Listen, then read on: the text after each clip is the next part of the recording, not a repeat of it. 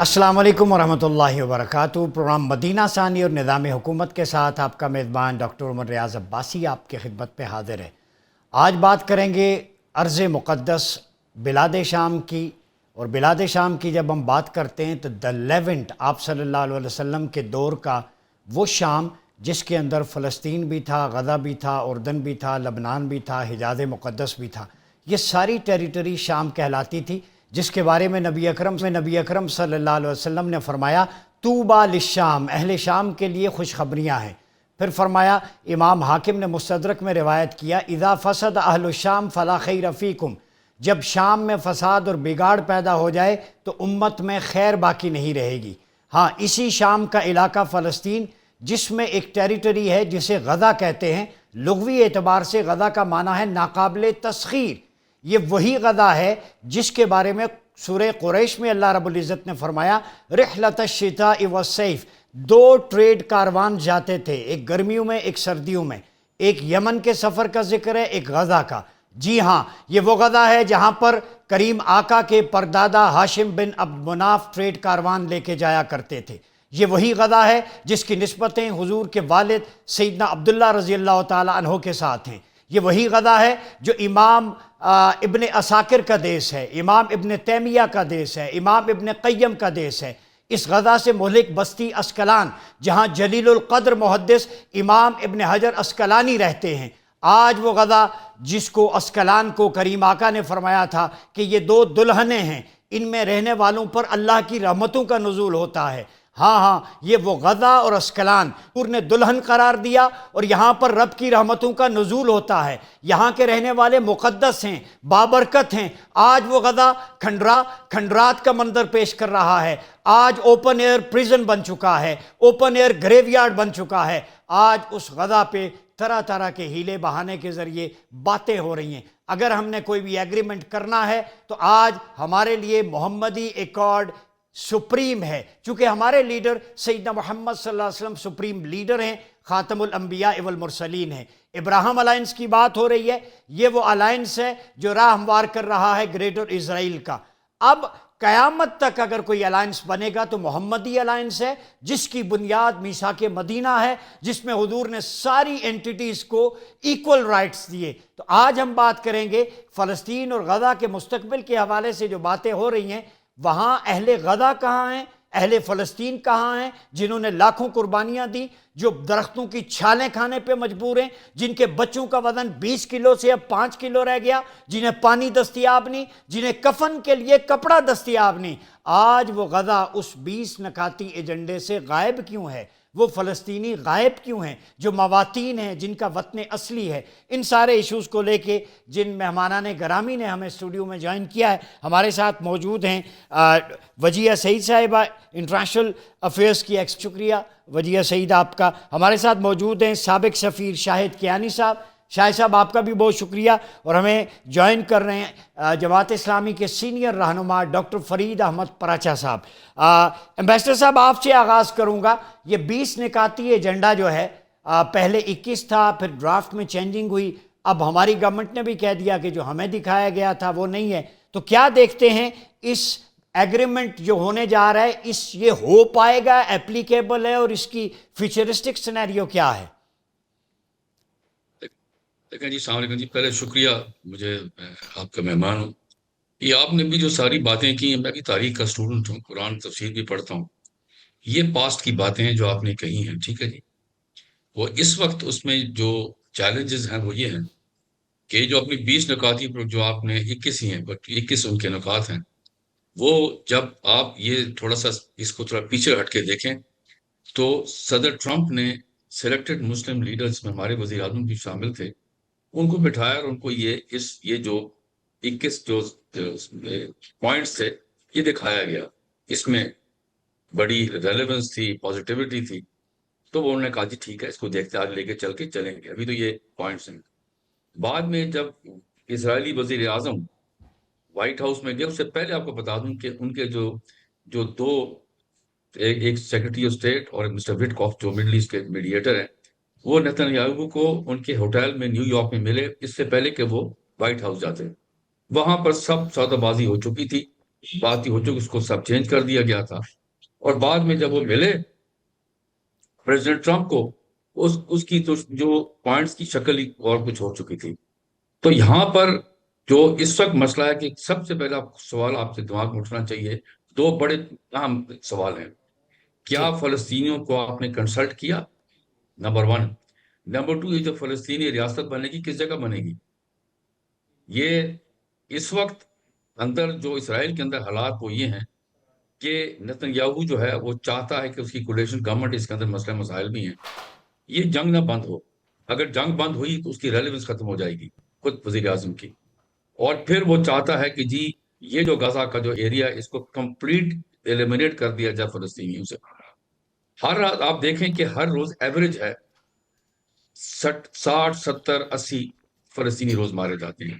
بھوک اور ننگ سے تو علیحدہ ہے، بھوک ننگ سے تو علیحدہ ہے، لیکن جب ان کو عام، جب ان کے عام لوگوں کو بھیجا جاتا ہے کہ جی ان کو ماریں آپ، تو یہ چیز جو ہے آپ مجھے بتائیں کہ اس کے اوپر نہ کنسلٹیشن نہ کچھ ہے۔ اچھا، اور دوسرے جو عرب ممالک ہیں جن کی ان کے ساتھ اسرائیل کے ساتھ ڈپلومیٹک ریلیشنز ہیں، وہ بالکل وہ خاموش بیٹھے ہوئے ہیں۔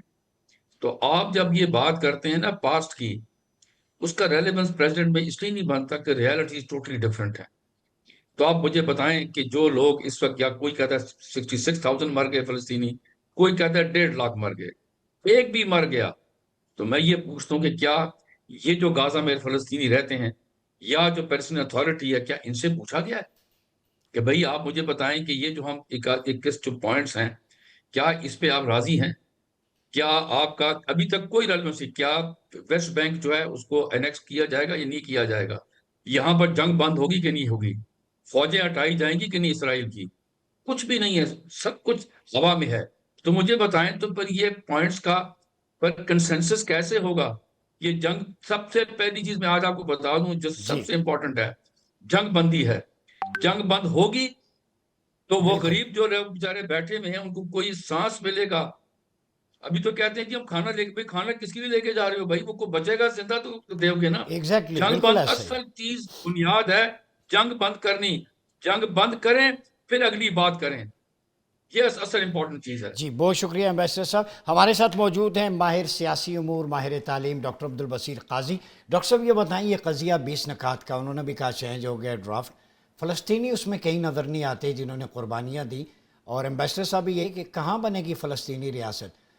دودھ کی رکھوالی آپ بلی کو بٹھا رہے ہیں، وہی نیتن یاہو ہے، ان کی سیکیورٹی پروٹیکشن کیا ہوگی، فریڈم کون سی ہوگی، ان کا کمپنسیشن جو ان کے ساتھ زیادتیاں ہوئی ہیں، نیتن یاہو کا کیا ہوگا، اسے کرمنل کورٹ میں اس کا ٹرائل ہوگا نہیں ہوگا، کیسے دیکھتے ہیں؟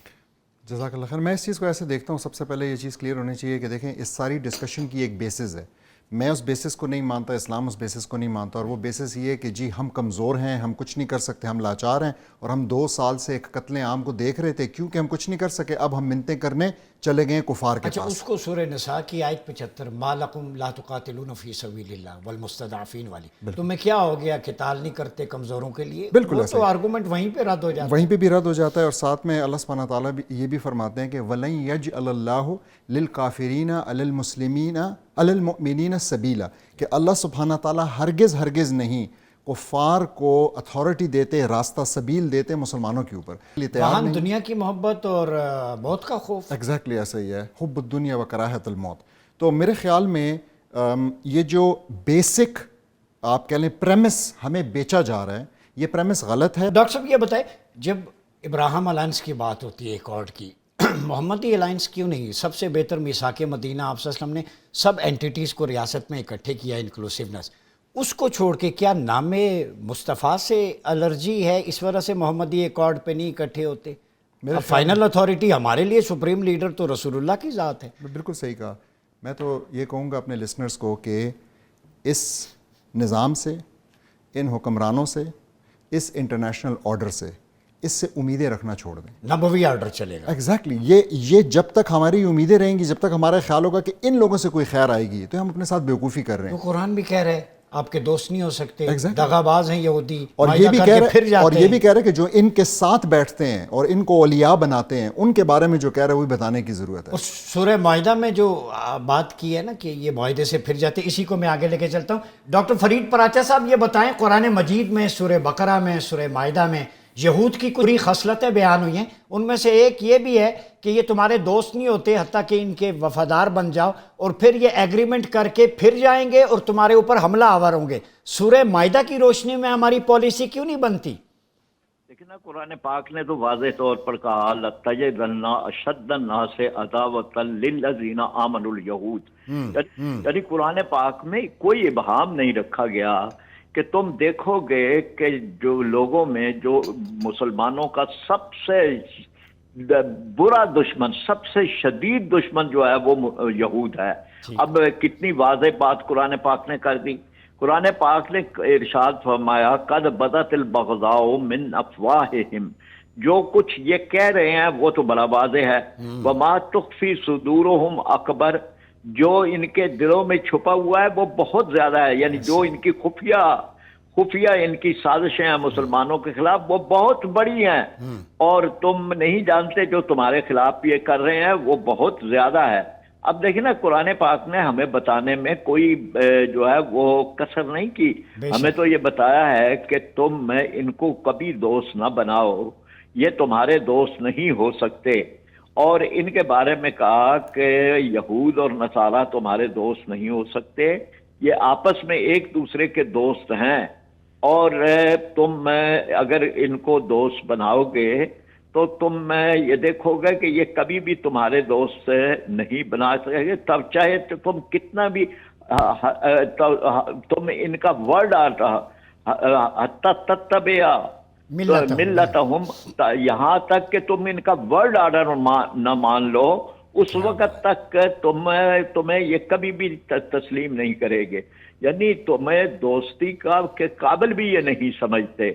تو قرآن پاک کے اندر تو ہمارے لیے ساری باتیں موجود ہیں۔ اب یہ ہمارے حکمران پتہ نہیں کیا یہ سمجھتے ہیں، یا سمجھتے ہیں کہ ہمیں اقتدار اللہ کی رحمت سے یا اپنے عوام کی تائید سے نہیں ملنا، بلکہ ہمارے اقتدار کو ان کی طرف سے تائید ملے گی تو تب ہمارا اقتدار ہوگا۔ وہ اقبال نے کہا بتوں سے تجھ کو امید ہے خدا سے نو امیدی، تو اگر بتوں سے یہ امید رکھتے ہیں تو اور اس کے علاوہ کیا ہے؟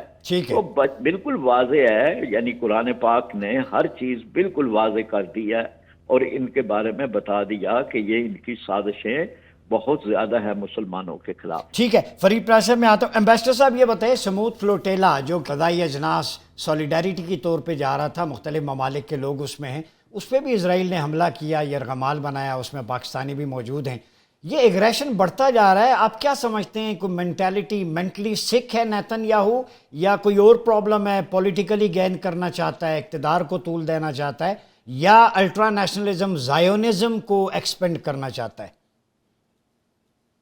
پہلی بات تو میں آج آپ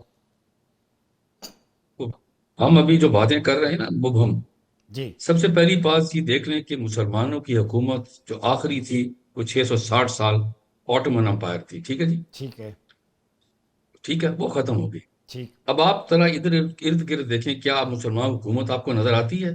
معذرت کے ساتھ مجھے تو کوئی نظر نہیں آتی۔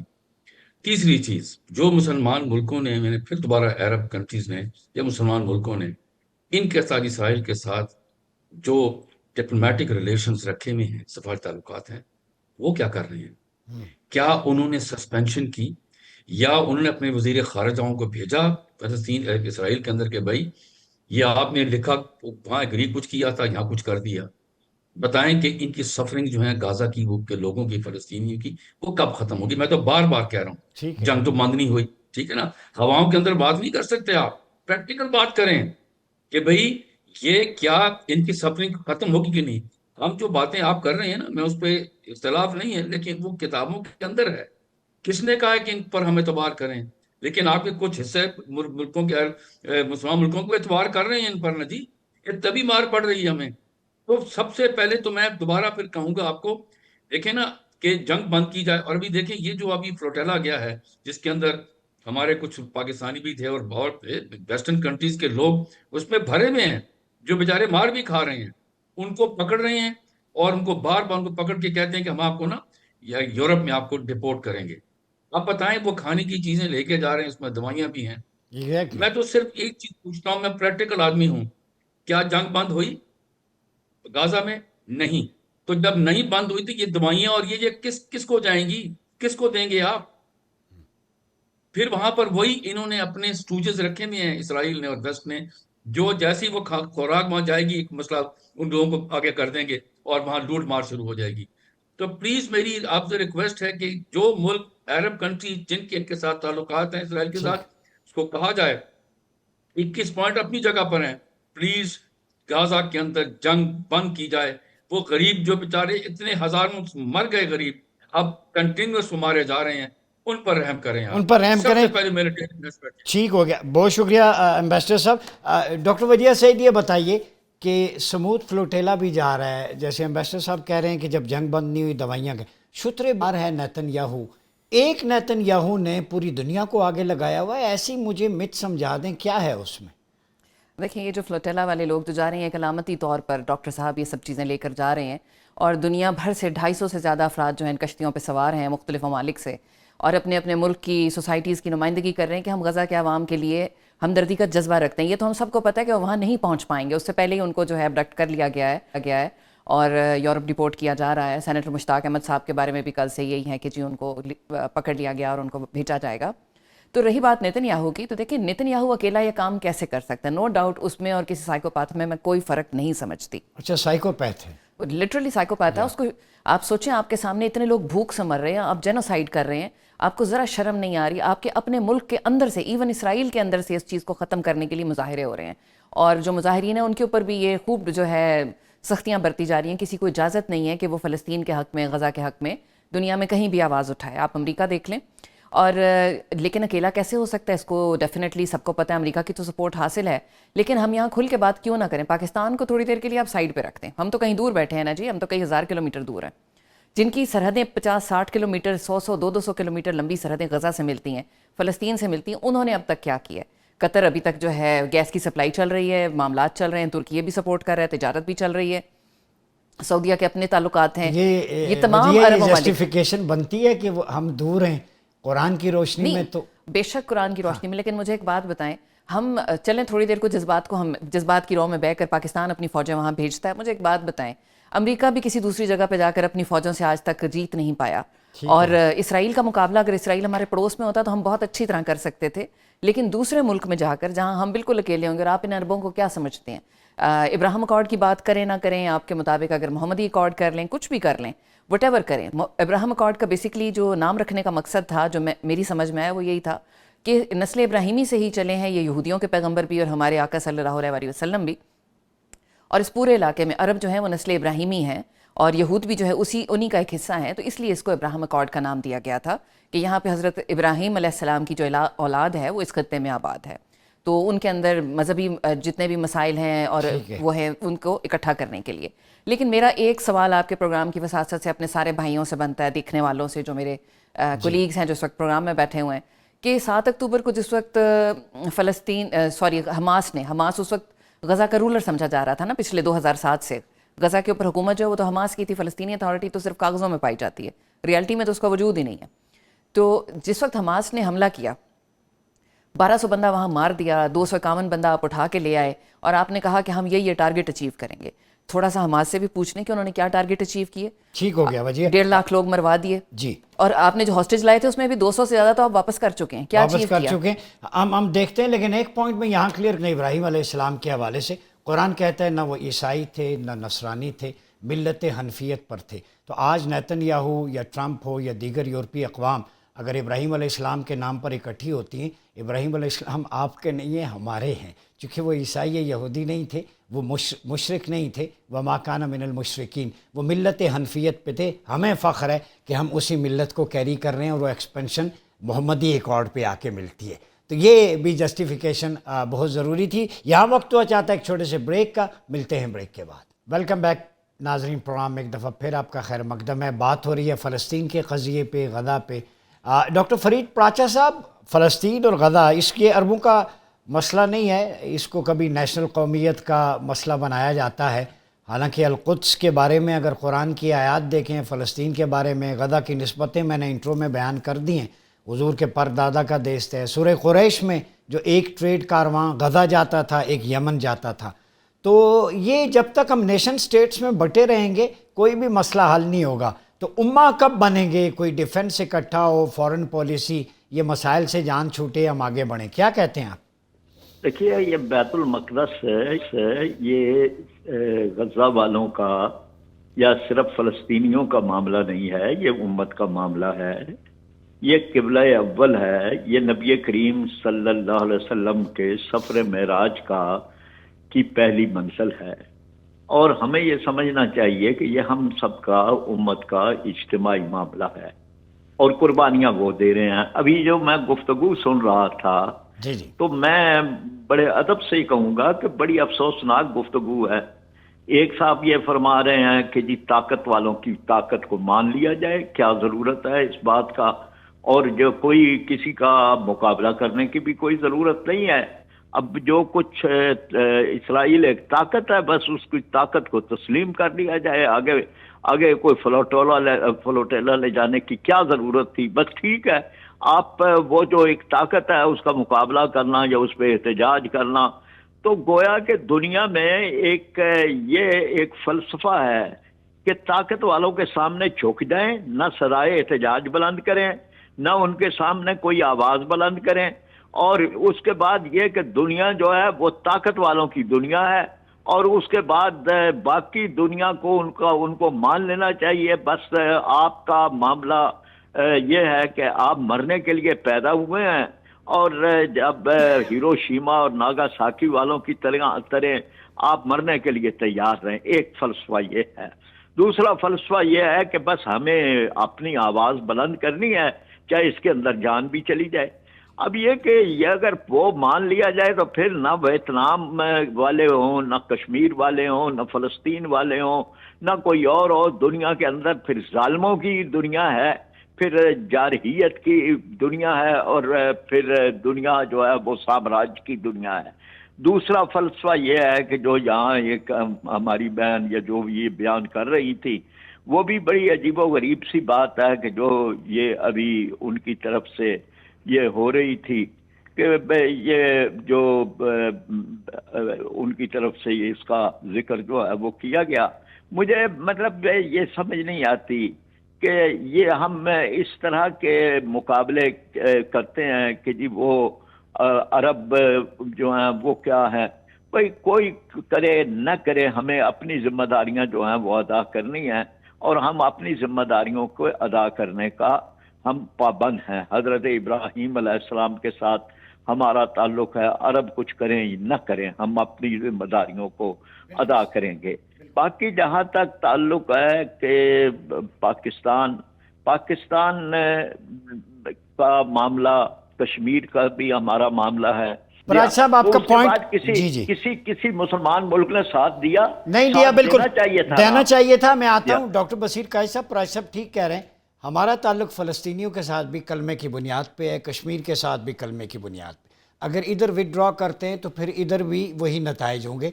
तो क्या देखते हैं आप, सॉल्यूशन क्या है कज़िये का? पहली बात तो है कि क्विकली असल में तो हम इधर भी विड्रॉ कर चुके हैं। मैं तो नहीं समझता कि हमने विड्रॉ नहीं किया। कश्मीर के अंदर क्या हमने, ये आप खबर दे रहे हैं। मैं आप प्रैक्टिकली आप अपने राइट लेफ्ट देखें, आप मुझे बताएं कि हमने उनकी किस किस्म की सिर्फ ज़बानी जमा खर्च जिस तरह का पिछले 2 साल से चल रहा था, हमने घुस के मारा है। नहीं, हमने तब मारा है जब हमारे ऊपर हमला हुआ है। हमने कश्मीर के लिए कुछ नहीं। जी डॉक्टर साहब, आपका पॉइंट आ गया। यहाँ वक्त तो चाहता है एक छोटे से ब्रेक का, मिलते हैं ब्रेक के बाद। वेलकम बैक नाजरीन, प्रोग्राम में एक दफ़ा फिर आपका खैर मकदम है। बात फ़लस्तीन के सॉल्यूशन पे हो रही है। डॉक्टर साहब, मैं सॉल्यूशन पे आता हूँ। मुझे वजिया से एक पॉइंट लेने दें, क्योंकि डॉक्टर साहब ने कुछ बात की थी, फरीद पराचा साहब ने, कि ये उम्मत का मामला है। वजिया आप बताएं, वो बात तो ठीक कर रहे हैं, इतने अरसे से कोशिश कर रहे हैं, नेशन स्टेट्स में हम बटे हुए हैं, तो टेरिटोरियल बाउंड्रीज बेशक रहे, लेकिन कॉस्ट तो एक हो जाए। वो बात तो पराचा साहब की ठीक है। देखिए, पराचा साहब की ये बात जो उम्मत के हवाले से वो असूली और बुनियादी तौर पर मुकम्मल तौर पर सही है, उससे कोई इख्तलाफ नहीं है। लेकिन प्रैक्टिकल ऑन ग्राउंड क्या हो रहा है, जो 2 साल पहले तक होता रहा है, 7 अक्टूबर से लेकर आज दिन तक हो रहा है, 2 साल हो गए हैं। किस अरब मुल्क ने, किस मुसलमान मुल्क ने जाकर फ़लस्तीन के लिए, गज़ा के लिए कोई आवाज़ उठाई है? طرف سے بھی کبھی اتنی اونچی آواز نہیں اٹھائی گئی. اور یہ جو وقتی طور پر آپ کو یہ سارا کچھ نظر آ رہا ہے, آپ کو یاد ہوگا کہ جب صدر ٹرمپ آئے ہیں, آتے ساتھ پہلی جنگ بندی کا جو ہے صحرا انہوں نے اپنے سر باندھا, اور 6 ہفتے کی جو عارضی جنگ بندی تھی اس کے بعد بہت اچھا موقع تھا کہ بات چیت کے ذریعے مسئلے کو حل کیا جاتا. اگر امت کا اتنا ہی وجود تھا, میں کہتی ہوں امت موجود نہیں ہے, کانسیپٹ رہ گیا صرف, پریکٹیکلی امت جو ہے وہ آن گراؤنڈ موجود نہیں ہے. اس وقت یہ مصر کہاں تھا, جارڈن کہاں, سعودی عرب, قطر, ترکی, یہ سارے ممالک کہاں تھے جو اس وقت ٹرمپ کے نکات کو مان کر بیٹھے ہوئے ہیں؟ اس وقت یہ لوگ کہاں تھے؟ اور یہ اس وقت بہترین موقع تھا کہ جنگ بندی کی جاتی, لوگوں کی زندگیاں مزید تباہ ہونے سے روکی جاتی. اس وقت جب چلے مان لیا 60,000 کہہ لیں, 1.5 لاکھ کہہ لیں, جتنے بھی لوگ مرے ہیں کیا ان کا کوئی بدلہ دے سکے گا؟ نتنیاہو دے گا, امریکہ دے گا, یا عرب ممالک دیں گے, یا ہم دیں گے؟ کیا جو پورے کا پورا غزہ برباد ہو گیا, 22 لاکھ لوگ اپنے گھروں سے بے گھر ہو گئے, ان کو اسی طرح رہنے دیا جائے گا, یا ان کے لیے کبھی کوئی زندگی کے کوئی آثار بھی آئیں گے؟ میرا جو پہلا جو سوال ہے پوری دنیا سے ہے, سب لوگوں سے ہے, کہ کیا ہمیں غزہ میں جنگ بندی چاہیے یا نہیں چاہیے؟ پہلے اس کے اوپر آپ ڈیسائیڈ کر لیں, بعد میں لڑتے رہیں. اور اس وقت پاکستان میں بہت ساری جو لوگ ہیں وہ بیسکلی دیکھیں, یہ پولیٹیکل پارٹیز جو ہیں یہ اس وقت اپنا میں یہ سمجھتی ہوں کہ سیاسی دکان چمکانے کے لیے گورنمنٹ نے چونکہ اس کا تھوڑا سا حمایت کر دی, اور پھر وہ غلطی سے شہباز شریف صاحب نے جو ایک ٹویٹ کر دی, اس کے بعد جو ایک طوفان بدتمیزی برپا ہو گیا, اور جس طرح سارے اپوزیشن جماعتیں اور سب لوگ جو ہیں وہ اس وقت امت کا نام لے رہے ہیں. 2 سال پہلے تک یہ لوگ کہاں تھے؟ شرم کی بات ہے. آئرلینڈ سے جو ہے مظاہرے ہو رہے ہیں, کر دیا ٹرمپ کے اس وہ وقت قبل از وقت ٹویٹ تھی, بہت جلدی تھی, اور اس پہ بھی آ جائے نا ذرا. ہاں بالکل بالکل, انہوں نے جلدی کی, نہیں نہیں یہ جلدی انہوں نے کر دی, نہیں کرنی چاہیے تھی. جب تک آپ نے اس معاہدے کے اوپر سائن نہیں کیا, آپ نے کچھ کیا نہیں, کچھ پڑھ لیتے, دیکھ لیتے. اب آج پارلیمنٹ میں بات ہو رہی تھی کہ وہ ڈرافٹ ہو جائے. ہاں آج اسحاق ڈار کہہ رہے ہیں کہ جی وہ تو چینج ہو گیا, اب تو وہ والی بات ہی نہیں ہے. تو اب آپ نے لوگوں کو خود ایک مغالطے میں ڈال دیا نا. کا بچہ تو نہیں ہے, پیپر تبدیل ہو گیا. ڈاکٹر صاحب یہ بتائیں مجھے ایک چیز, ڈاکٹر صاحب میں پہلے ایک چیز صرف یہ کہوں کہ وجیہہ صاحبہ نا بات بڑی صحیح کر رہی ہیں, اور وہ بات یہ ہے کہ دیکھیں جس چیز کو یہ برا بھلا کہہ رہی ہیں ہم بھی اس چیز کو برا بھلا کہیں گے. اور وہ کیا ہے, وہ یہ کہہ رہی ہیں کہ یہ تمام حکومتیں, یہ عرب ممالک کی حکومتیں کہاں تھیں. یہ بالکل صحیح ہے. تو اب میں یہ کہنا چاہوں گا کہ دیکھیں ہمیں اب اس بات کو 2 سال میں اگر نہیں پچھلے چلیں ہمیں پچھلے 78 سال میں نہیں سمجھ میں آئی, ان 2 سال میں تو سمجھ آ گئی ہے. تو اب ہم یہ سمجھ جائیں کہ یہ غدار حکومتیں ہیں, یہ ان لوگوں کی بٹھائی ہوئی حکومتیں ہیں, یہ اعلی کار ہیں, یہ ایجنٹ ہیں, آپ جو بھی لفظ استعمال کرنا چاہتے ہیں. اب آپ ان سے امید چھوڑ دیں.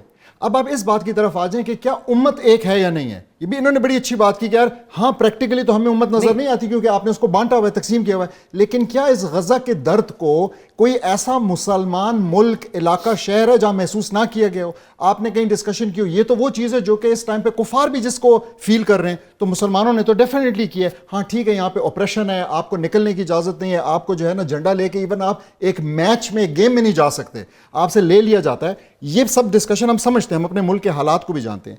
لیکن اس ٹائم پہ جو پبلک اپینین ہے, آپ مجھے بتائیں کیا کوئی مسلمان ملک اگر ذرا سا بھی ایک پتھر بھی مارتا ہے فلسطین کے حق میں, اس نجس ریاست کو, تو کیا امت اس کے ساتھ بالکل کھڑی نہیں ہو جائے گی؟ اور اس حد تک کہ جو ویسٹرن پبلک اپینین ہے, جو اس ٹائم پہ یورپین اور ساؤتھ امریکہ اور ان ممالک کے لوگوں کا حال ہے, تو even so this is actually the best time for someone in the Muslim countries to raise up and go against this tide and by that unite the ummah again. اچھا ڈاکٹر صاحب, آپ کی موجودگی کا فائدہ اٹھاتے ہوئے, امت ایک نہیں ہے, امت تو ایک ہی ہے.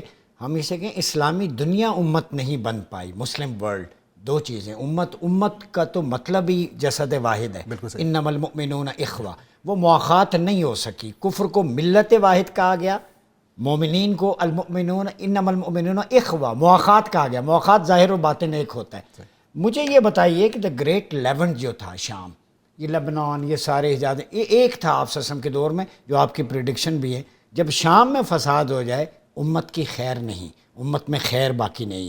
تو ہمیں پالیسی گائیڈ لائن نبی پاک صلی اللہ علیہ وسلم نے کتاب الملاحم اشراط الساعہ میں دے دی, اس کو فالو کرنے کی بجائے ٹرمپ کی پالیسیز کی طرف کیوں جا رہے ہیں؟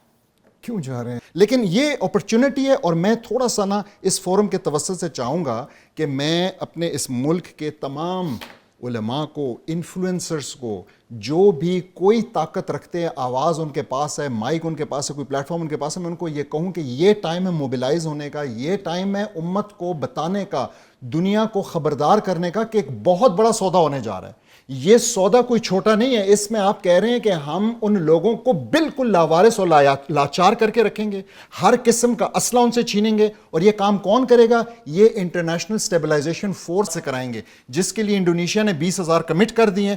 اس سے زیادہ بڑی خیانت اور کیا ہو سکتی ہے؟ بہت شکریہ ڈاکٹر عبدالبصیر قاضی صاحب, وجیہ سعید, ایمبیسڈر شاہد کیانی, ڈاکٹر فرید احمد پراچا صاحب. ناظرین, یہاں ہمیں جوائن کیا ہے ترجمان غزہ جلال الفرا صاحب نے, ان سے گفتگو کو آگے بڑھاتے ہیں. جلال بھائی بہت شکریہ آپ کا. یہ بتائیں 20 نکات, پہلے 21 تھے پھر 20 ہوئے, ڈرافٹ چینج ہوا, وہاں غزہ اور فلسطین کی تو کوئی بات یا سولوشن نظر نہیں آتا.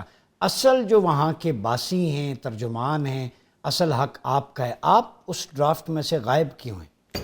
بہت شکریہ ڈاکٹر صاحب. سب سے پہلے بات تو یہ, جیسا آپ نے بتایا نا, یہ 21 نکات تھی, اور جب یہ ناجائز ریاست کا دہشت گرد نتنیاہو وہاں چلا گیا امریکہ, تو اس 21 نکات کو ایک نقطہ کو انہوں نے مائنس کر دیا, جس میں فلسطین خود مختار ریاست کی بات ہو رہی تھی, ٹھیک ہے, اس نے مائنس کر دیا. اچھا, باقی جو 20 نکاتیں ہیں اس میں بھی کافی اس ناجائز ریاست کا دہشت گرد, میں اس کا نام لینا پسند نہیں کرتا نتنیاہو کا, اس نے بھی باقاعدہ ترمیم بھی کیا, چینجنگ بھی لیا ہے.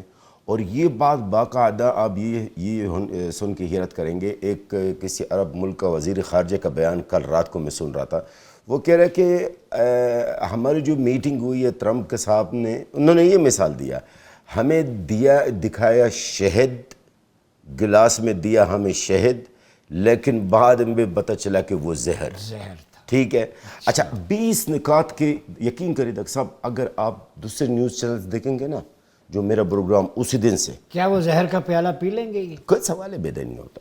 اچھا, میں آپ کو بتاؤں, یہ 20 جو نکات ہے, میں سارے 20 نکات میں بھی نہیں جانا چاہتا ہوں, کیونکہ میں نے جو پیشگوئی کی ہے اسی وقت جب پریس کانفرنس ہوا تھا نتنیاہو کا اور ٹرمپ کا, اس کے بعد نیوز چینل میں نے کہا یہی ہوگا اور یہ ہمارے رد عمل ہوگا, حماس کا یہی جواب ہوگا. دیکھیں, میں یہاں سے شروع کرنا چاہتا ہوں. ڈاکٹر صاحب, اول تو یہ اس کو امن معاہدہ یا امن کا منصوبہ نہیں کہا جاتا.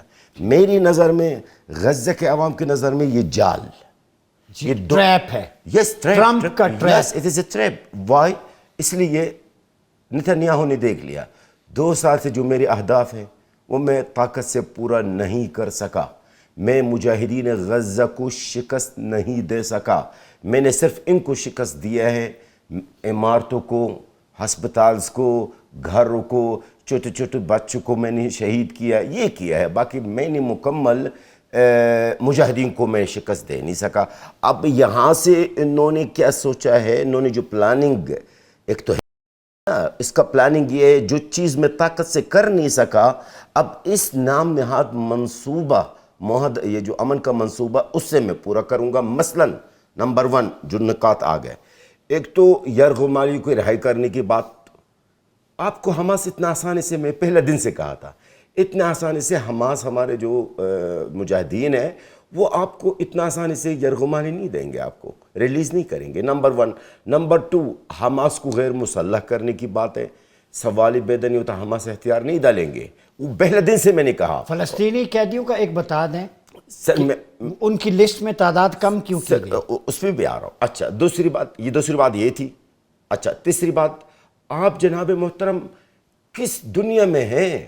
کیا ہم 108 سال کی قربانیاں دینے کے بعد, جی 108 سال ہے سر, 108, یس سے سلطنت عثمانیہ ادھر سے ختم ہوئی, ادھر سے ہمارا قتل عام شروع ہوا ہے, تو 108 سال کی قربانیاں دینے کے بعد آپ ہمیں ٹونی بلیئر کی حوالہ کر رہے ہیں. آپ جو بدنام زمانہ کا, یہ جو برطانیہ کا سابق وزیر اعظم, اس کو باقاعدہ غزہ کا گورنر بنانے کی بات ہو رہی ہے. عراق میں لاکھوں لوگ, وہی بدنام زمانہ ہے نا. آپ ہمارے اوپر ٹونی بلیئر کو آپ مسلط کر رہے ہیں کہ ٹونی بلیئر ہمارے اوپر حکمرانی کرے گا, خیر لائے گا. دیکھ لیں ذرا. اچھا, اس پورا 20 نکات میں آپ نے سے جو سوال کیا اس طرف, اس 20 نکات میں ایک ایک کر کے, آپ کا پروگرام اتنا ٹائم نہیں ہوگا. ہاں, دیکھیں, اس میں غزہ کے عوام اس 20 نکات کے اندر یہ تلاش کر رہے تھے, غزہ کے عوام जिनका मैं अभी आपका सामने तर्जुमानी कर रहा हूँ, वो ये तलाश कर रहे थे कि कहाँ पर लिखा हुआ या कहाँ पर जिक्र है कि सीज़ फायर होगा, कहाँ पर ये कोई जिक्र है कि हमारे ऊपर जो मौत मुसल्लत है किया गया है वो रुक जाएगा, हमें खाना पीना मिल जाएगा। कहीं भी नहीं है, कोई टाइम फ्रेम नहीं है सीज़ फायर का। तो ये किधर का अमन का मुआहदा है तो जनाब? ये नहीं होगा सवाल applicable नहीं। इम्प्लीमेंटेशन इस पर मुश्किल डॉक्टर साहब, अगर उस पे आप एक एक पॉइंट को चेक करेंगे ना, नहीं, thoroughly किसी भी पॉइंट पे आप मैं समझता हूँ कि इस पे इम्प्लीमेंटेशन यानी बहैसियत गज़ा के तर्जुमान के आप इस को पॉइंट्स को मुस्तरद करते हैं ये अक्सर? सर मैं हर गीरतमंद फ़लस्तीनी इस 20 नकात को मुस्तरद करता है। जानो, बहुत शुक्रिया जलाल अल फर्रा साहब। नाज़रीन, गुफ्तगू आपने सुनी 20 नकात को के तर्जुमान जलाल अल फर्रा ने, और पूरे फ़लस्तीनियों ने। वो कहते हैं फ़लस्तीन का कोई भी गैरतमंद हो वो इसे मुस्तरद करता है। वो तलाश कर रहे हैं कहाँ फ़लस्तीन की गज़ा की बात हुई है। कज़िया ऊँट किस करवट बैठेगा, बातें बिल्कुल सारी दुरुस्त हैं। आने वाला वक्त ही बताएगा। अपना बहुत ख्याल रखिएगा। अपने मेज़बान डॉक्टर उमर रियाज़ अब्बासी को इजाज़त दीजिए। अल्लाह हाफ़िज़।